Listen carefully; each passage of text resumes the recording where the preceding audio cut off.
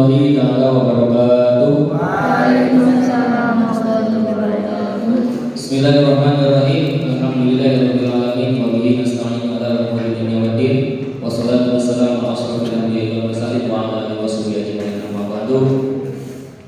Sebelumnya kami dari kelompok 1 mengucapkan banyak terima kasih kepada dosen kita, yaitu Bapak Budiman MPD, yang telah memberikan waktu kepada kami untuk mempresentasikan yaitu tentang dasar pemikiran adanya teknologi pendidikan dan prospek teknologi pendidikan. Namun sebelumnya kami izin untuk memperkenalkan diri dulu. Di sini saya selaku moderator sekaligus pemateri atas nama Cicep Salam. Sebelah kanan saya ada saudara Nizar, sebelah kiri kanan Nizar ada Dea, Mela, dan juga Ike Atmaja. Di sini materi yang akan disampaikan yaitu tentang dasar pemikiran adanya teknologi pendidikan dan prospek teknologi pendidikan. Yang pertama, saudara Nizar yang akan menyampaikan tentang dasar pemikiran adanya teknologi sampai dengan landasan atau historis sejarah. Yang kedua yaitu saudara Mela yang akan menyampaikan lanjutan dari materi saudara Nizar tentang landasan filosofis. Dan yang ketiga, pemateri ketiga yaitu Ike yang akan menyampaikan tentang landasan psikologis. Yang keempat, saudari Dea yang akan menyampaikan tentang penerapan teknologi pendidikan. Berhubung dia tidak ada, yang akan menyampaikan prospek dan tantangan teknologi di era global. Dan yang terakhir oleh saya sendiri yaitu solusi terkait prospek teknologi pendidikan. Langsung saja untuk materi pertama yang akan disampaikan oleh saudara Nizar, yaitu tentang dasar pemikiran adanya teknologi. Waktu dan tempat kepadanya saya persilakan.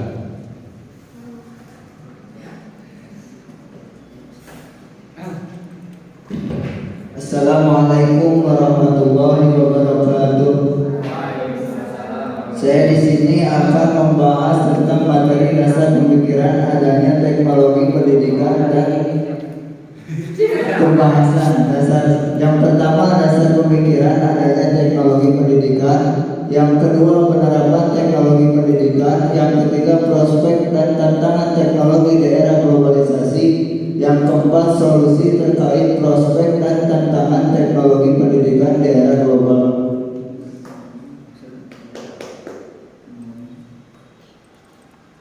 Yang pertama, ya, dasar pemikiran adanya teknologi ini sangat berpengaruh untuk kita sebagai calon pendidik kepada peserta didik.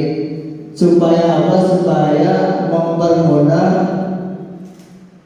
apa yang kita sampaikan, dan oleh peserta didik juga apa yang pendidik disampaikan bisa tercerna dengan mudah. Yang pertama, landasan historis sejarah.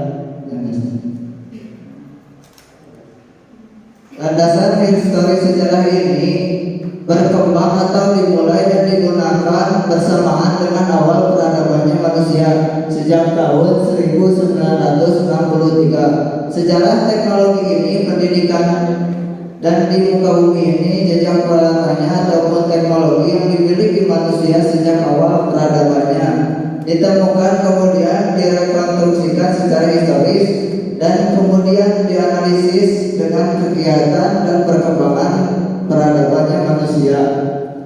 Teknologi ini zaman dahulu muncul seperti apa? Yang pertama, roda, kalender, kompas, kertas, dan juga mesin cetak. Seperti kalau sekarang HP, laptop, untuk mempermudah apa yang kita cerna. Mungkin itu yang dapat saya sampaikan. Wabillahi taufiq wal hidayah. Wassalamualaikum warahmatullahi wabarakatuh. Waalaikumsalam warahmatullahi wabarakatuh. Terima kasih kepada saudara Nizar yang telah menyampaikan materinya, yaitu tentang dasar pemikiran adanya teknologi pendidikan sekaligus dari landasan historis.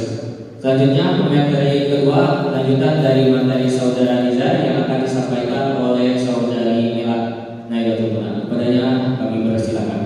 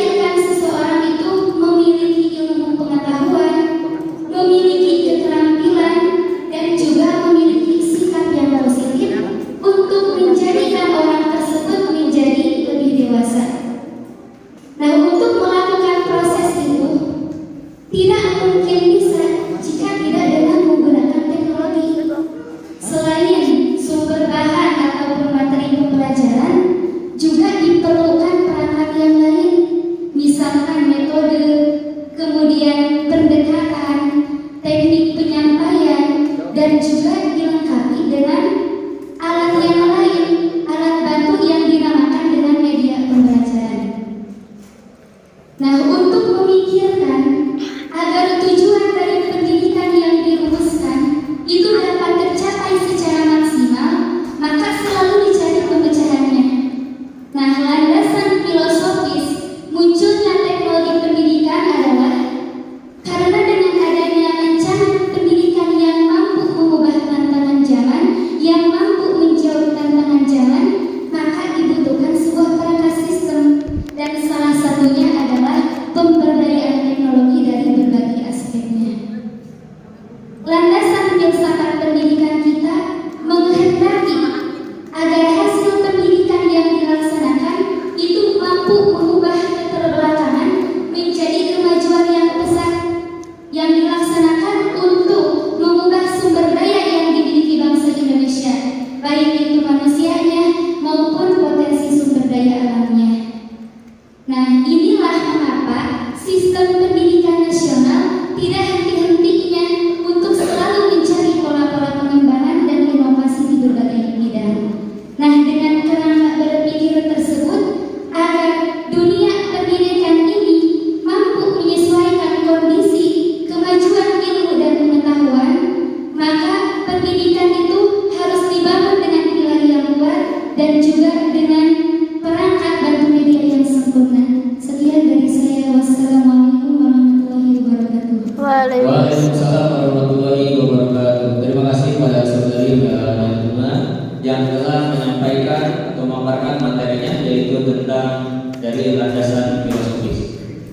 Selanjutnya pemateri ketiga yang akan disampaikan oleh saudari Ika Majar, yang mana beliau akan menyampaikan tentang landasan psikologis. Waktu dan tempatnya kami persilakan.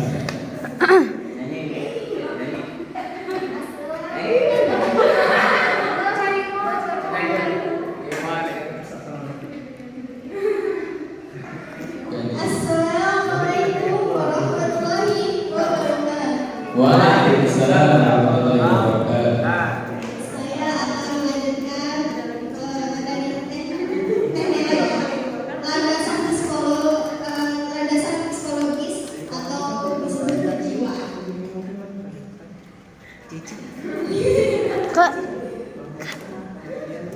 Proses pendidikan yang mampu menerapkan teori-teori keilmuan langsung dapat dirasakan kemanfaatannya di masyarakat. Sumber-sumber belajar yang disampaikan kepada peserta didik tidak hanya berorientasi pada kalimat verbal yang monoton dan cenderung membosankan. Hal-hal ini pendidikan dalam penentuan program kegiatan harusnya memberi manfaat langsung pada diri anak didik dan memberi motivasi rasa senang.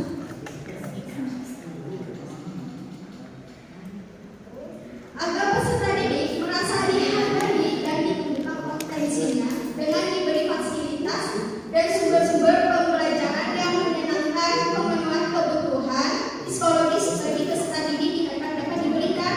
Contohnya, pertama, kebutuhan cinta kasih. Kebutuhan cinta kasih itu seperti guru yang lebih sayang dari orang tuanya terhadap anaknya. Kita tuh harus lebih sayang ke muridnya, walaupun orang tuanya juga sayang juga ya. Jadi guru juga lebih sayang juga ya. Yang kedua, kebutuhan rasa aman. Kebutuhan rasa aman itu kayak kepastian keadaan lingkungan yang mereka tempati ya, seperti guru itu kan mengkhawatirkan anak-anaknya itu harus fokus di tempat tinggalnya bersama orang tua. Kan kebanyakan tuh anak itu kan ada yang tinggal di tempat kos, ada yang tinggal di tempat temannya. Jadi guru juga harus tahu kepada anaknya, kamu tinggal di mana, bersama dengan siapa. Woi, lagu dong. Tahu itu ya. Kamu di mana? Dengan siapa?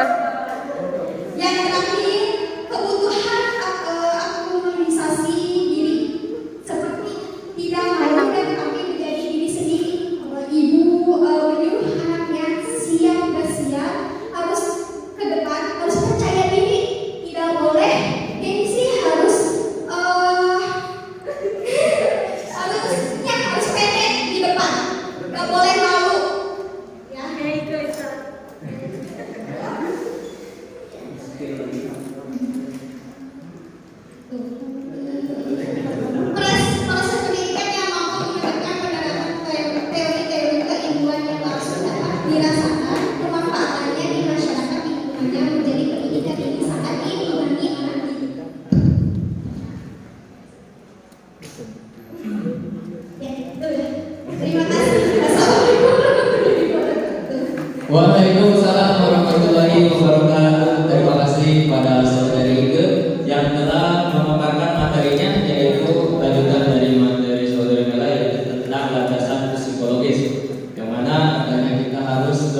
diberikan kepada murid kita, jadi harus beda terkala di depan.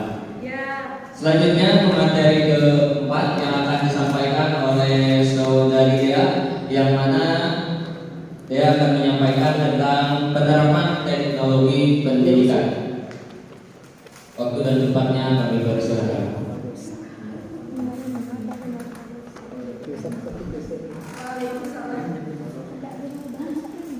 Assalamualaikum warahmatullahi wabarakatuh. Waalaikumsalam warahmatullahi wabarakatuh. Yang kedua yaitu penerapan teknologi pendidikan.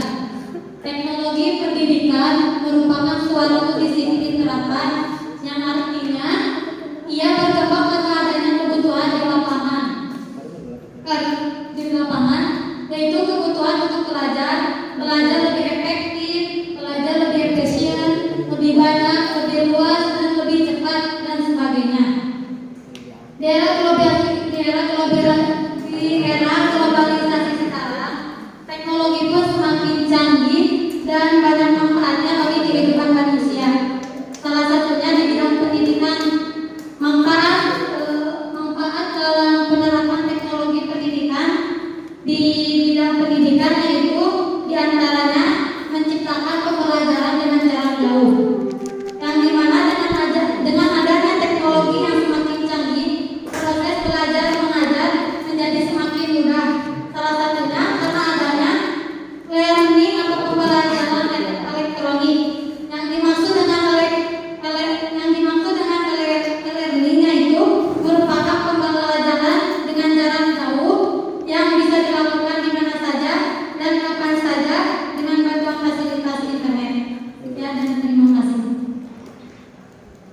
Terima kasih kepada saudari Dea yang telah memaparkan atau menyampaikan materinya, yaitu tentang penerapan teknologi pendidikan. Berhubung materi kita yang keempat tidak ada, yaitu sosiologi, maka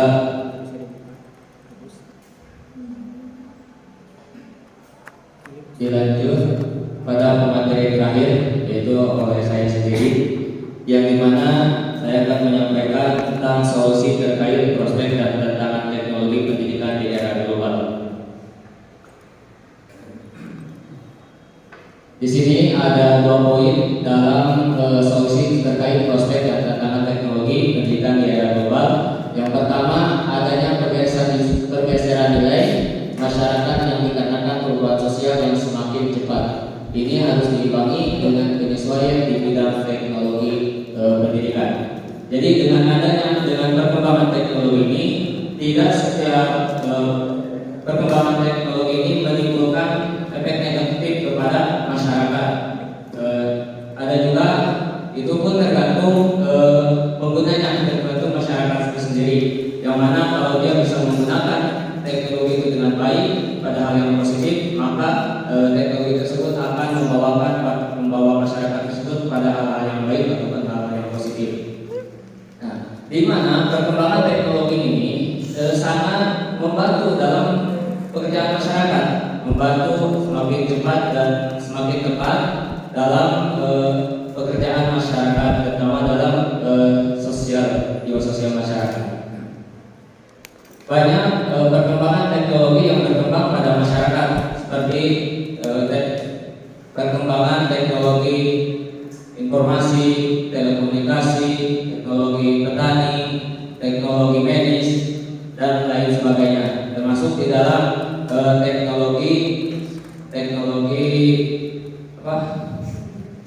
telekomunikasi informasi, yang mana teknologi ini menggunakan seperangkat alat software dan hardware, yang mana gunanya untuk menyimpan, mengelola, dan menyajikan secara tepat dan cepat. Yang kedua, adanya pengakuan pemerintah atas profesi teknologi pendidikan ini harus terus diupayakan agar mempermudah pekerjaan. Di sini kita selaku calon guru maka harus bisa membuat inovasi-inovasi baru atau memanfaatkan inovasi-inovasi yang sudah ada terkait dengan teknologi pendidikan. Ya, seperti halnya meeting Zoom, kita harus bisa memanfaatkan meeting Zoom tersebut, yang mana gunanya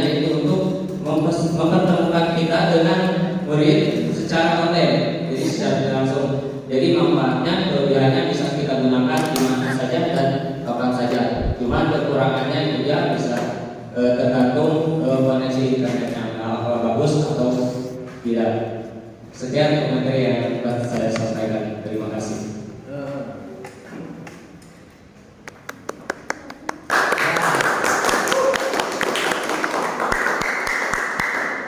Alhamdulillah, materi kami dari kelompok 1 yaitu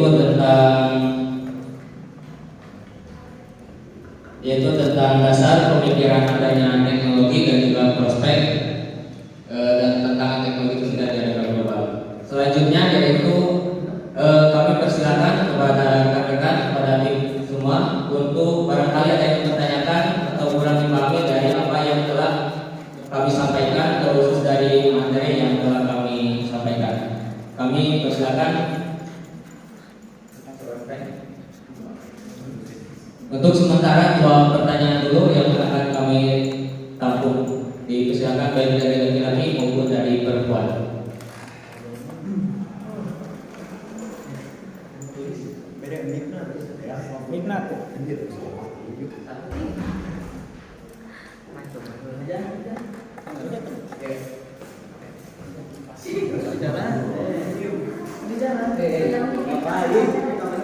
Abin tuh.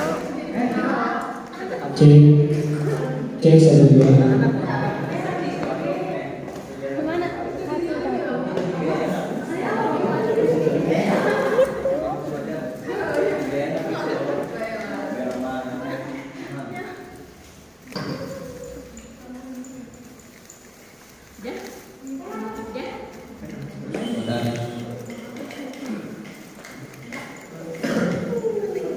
Bismillahirrahmanirrahim. Assalamualaikum warahmatullahi wabarakatuh. Waalaikumsalam warahmatullahi wabarakatuh. Perkenalkan, nama saya Hasan Maulana Insyaallah SPD. Akan bertanya tentang seputar teknologi pendidikan. Ya. Yang pertanyaannya adalah, bagaimana pendapat Anda tentang penggunaan teknologi dalam pendidikan saat ini? Apakah perlu ada penyesuaian agar lebih sesuai dengan perkembangan teknologi yang terus berubah? Perlu diulang?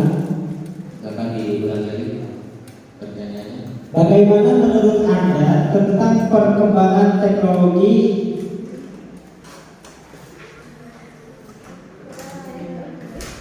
dalam dunia pendidikan saat ini? Apakah perlu ada penyesuaian agar sesuai dengan perkembangan teknologi yang terus berkembang?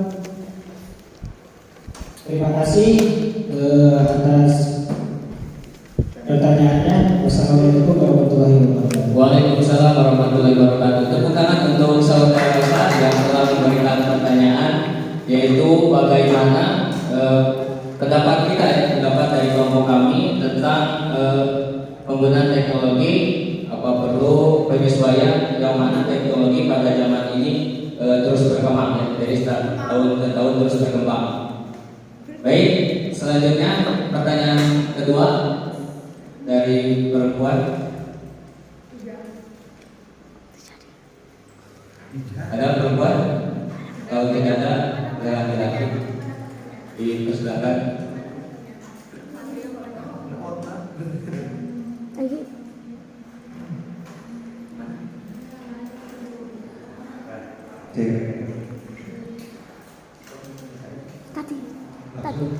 Tadi. Itu kamera. Bismillahirrahmanirrahim. Assalamualaikum warahmatullahi wabarakatuh. Waalaikumsalam. Satu.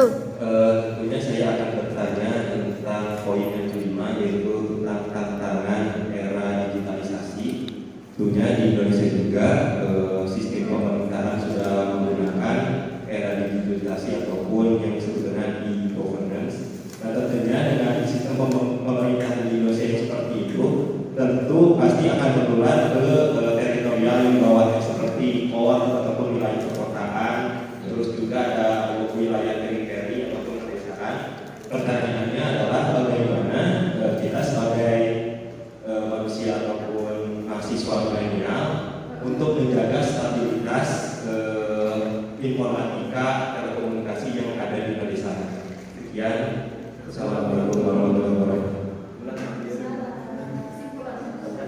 Mohon ulangi yang akhir pertanyaannya.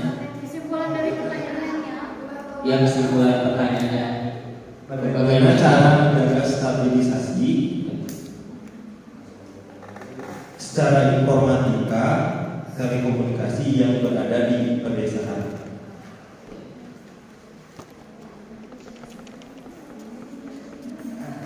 Bagaimana cara menjaga telekomunikasi stabilisasi dalam problematika di informatika Menjaga stabilisasi. Oke.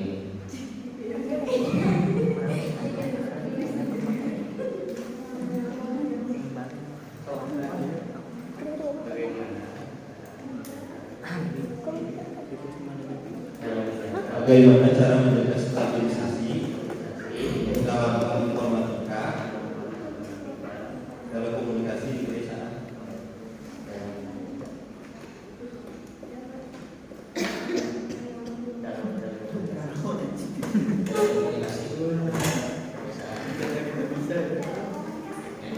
Informatika telekomunikasi di pedesaan.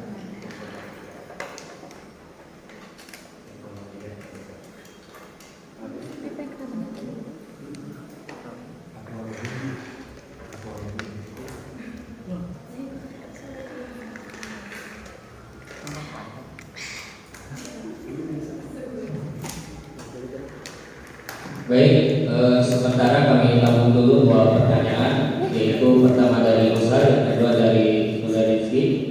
Yang Pertanyaan. dua dulu. Dua. Berhubung waktu yang mana pertanyaan dari saudara Rosa, yaitu bagaimana pendapat tentang kelompok kami, kelompok 1, tentang penggunaan teknologi, apa perlu penyesuaian agar teknologi yang harus dikembangkan atas teknologi yang terus berkembang, ya. Kalau salah seperti itu, nanti kalau salah diperbaiki. Terus yang kedua dari saudara Rizky, yaitu bagaimana cara menjaga stabilisasi informatika dan telekomunikasi informatika di pedesaan.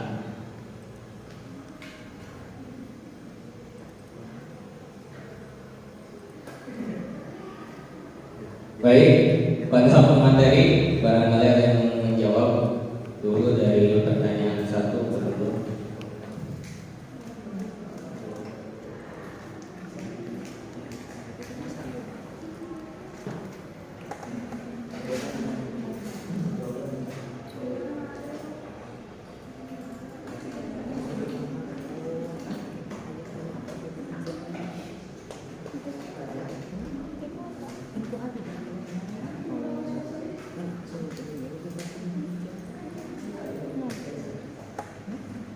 Silakan pada saudari Lea berkata itu.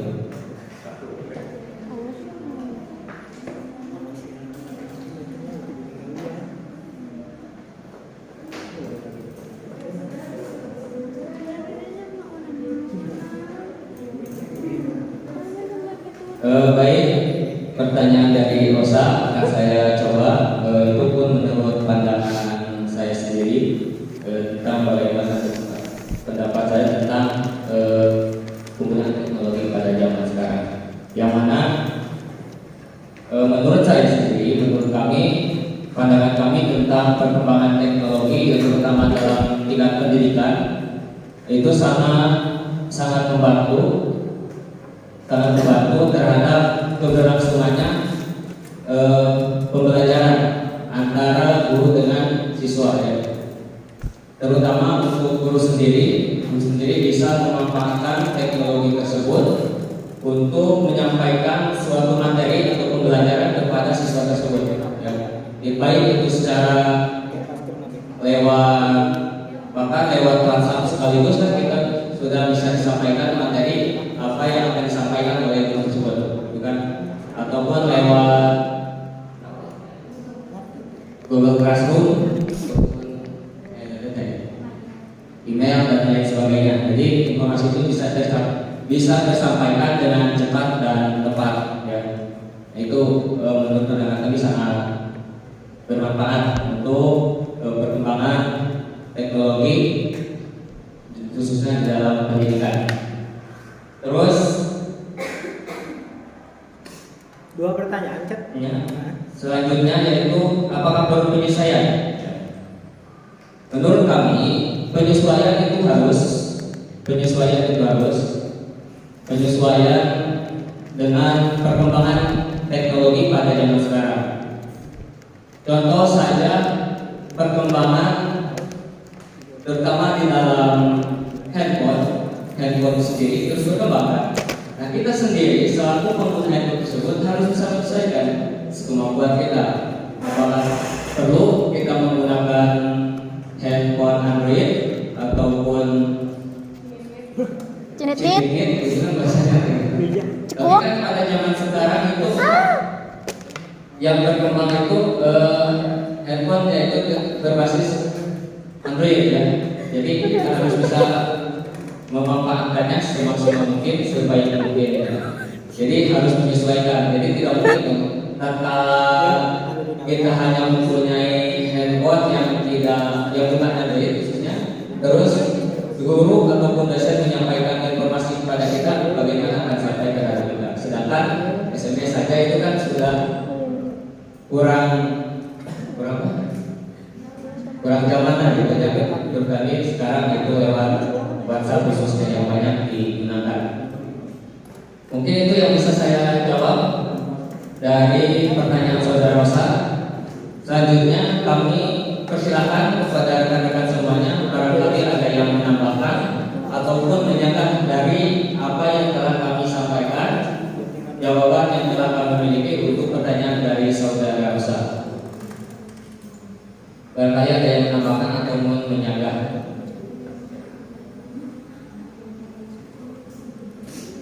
Silakan, bisa. Bismillahirrahmanirrahim. Izin menambahkan. Ya, silakan.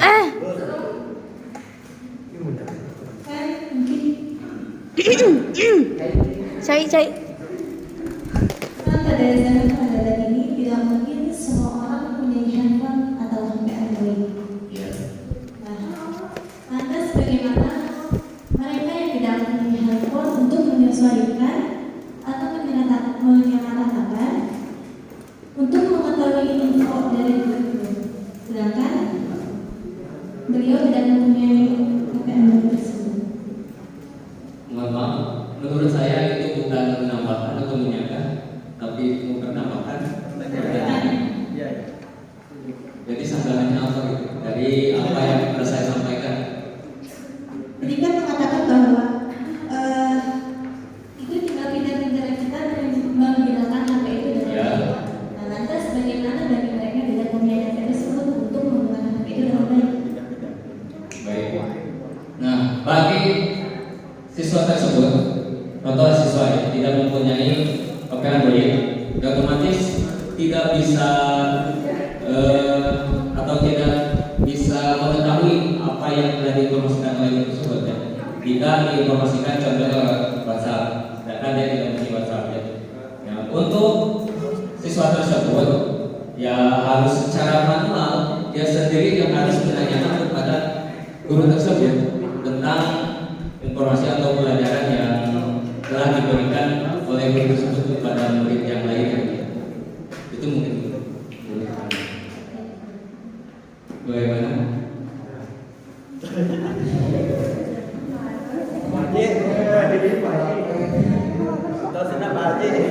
Hah? Ya barangkali ada yang menambahkan itu dari jawaban yang telah kami sampaikan.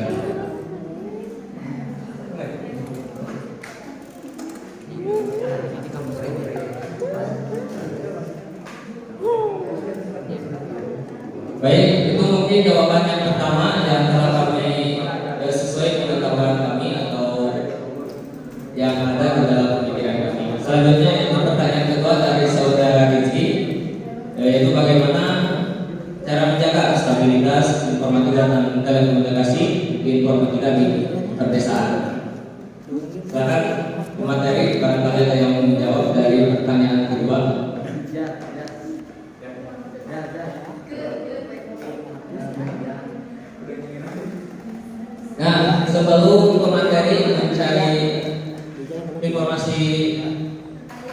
terkait pertanyaan yang disampaikan dari ini, barangkali dari teman-teman semua yang akan menjawab terlebih dahulu tentang pertanyaan dari saudara Titi, Firda.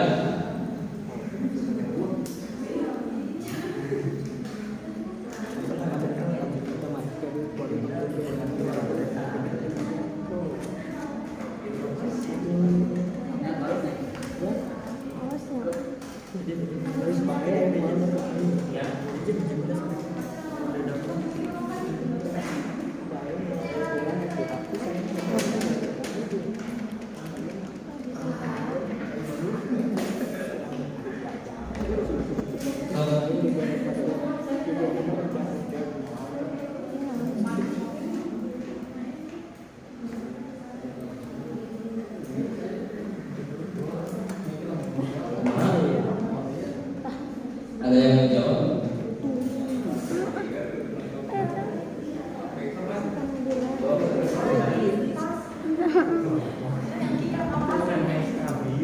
Wangi bolu. Baik.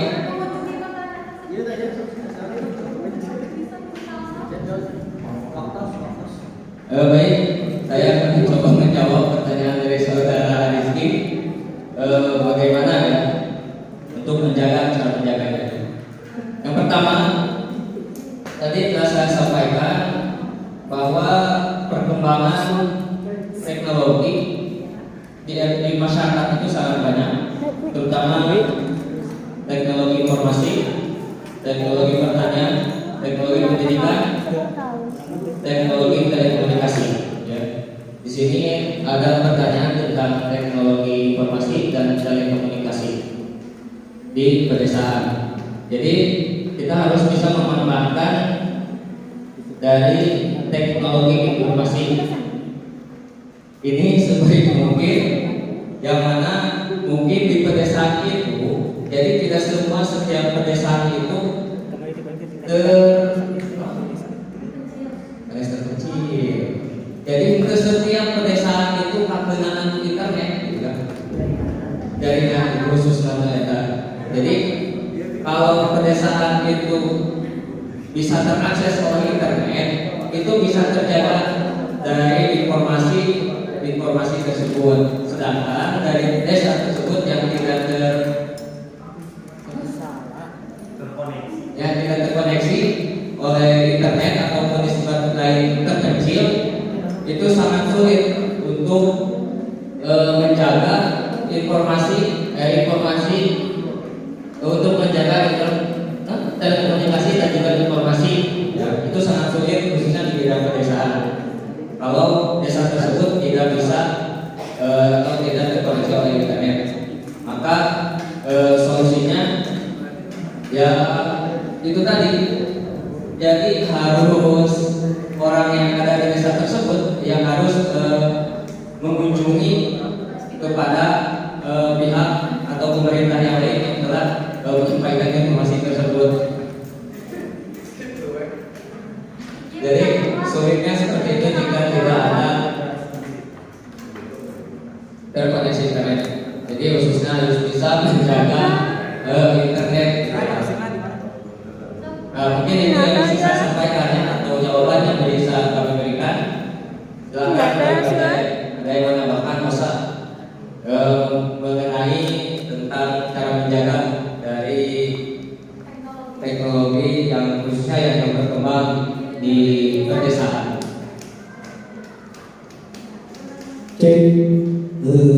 Bismillahirrahmanirrahim. Saya menambahkan dari pertanyaan saudara Rizky Abdul Ghani, yang mana bagaimana caranya tersinkronisasi di stabilitas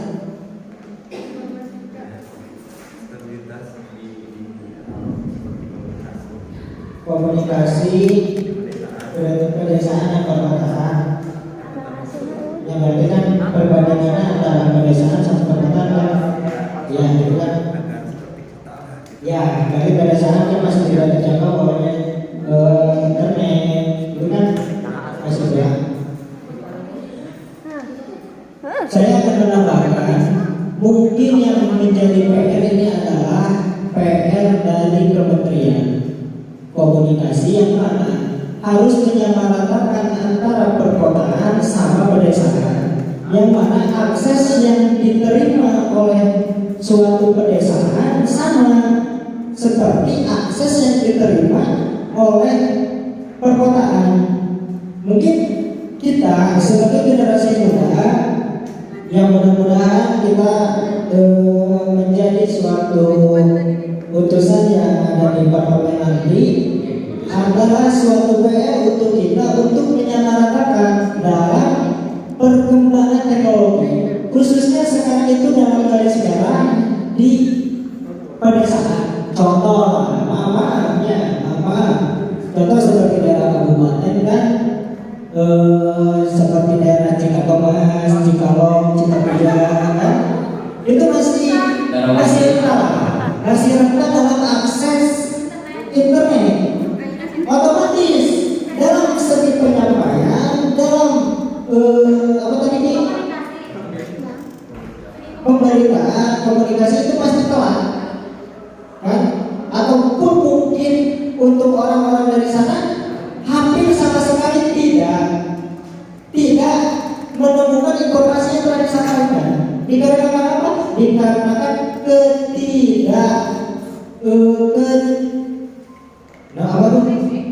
ketidakrataannya sistem teknologi, khususnya dalam bidang internet, sinyal internet itu di daerah pedesaan. Itu mungkin PR dari Kementerian Komunikasi untuk supaya mempercepat dalam bidang penyesuaian pemerataan dalam bidang komunikasi, telekomunikasi dan internet. Mungkin sekian, Bang Cecep, itu bukan tambahan, ya, sedikit tambahan dari saya. Kita sebagai mahasiswa mungkin hanya bisa memberikan suara kepada petinggi yang ada di atas, mungkin seperti itu, kan? Mungkin untuk suatu prosesnya itu yang prosedural lah bagi mereka yang ada di atas. Terima kasih. Assalamualaikum warahmatullahi wabarakatuh. Waalaikumsalam warahmatullahi wabarakatuh. Tepuk tangan untuk saudara Musa yang telah merupakan jawaban dari pertanyaan dari saudara ini.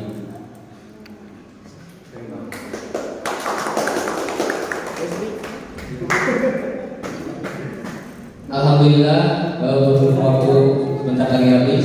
Mungkin kami cukupkan 2 pertanyaan.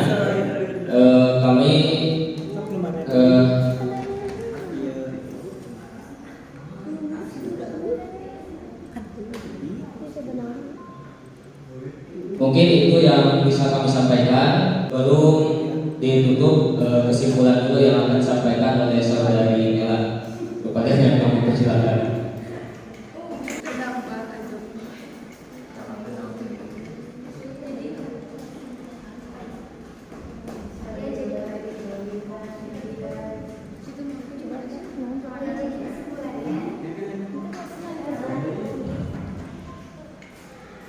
Jadi kesimpulannya, dasar pemikiran adanya teknologi pendidikan yaitu untuk mencetak manusia agar dapat mempunyai kemampuan, keimanan dan ketakwaan, cerdas, terampil, percaya diri, dan berkepribadian dan yang lainnya harus dibentuk lewat pendidikan.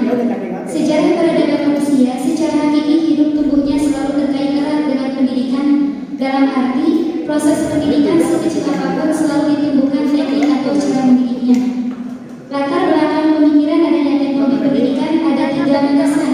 Yang pertama landasan historis atau sejarah, yang kedua landasan filosofis, dan yang ketiga landasan psikologis.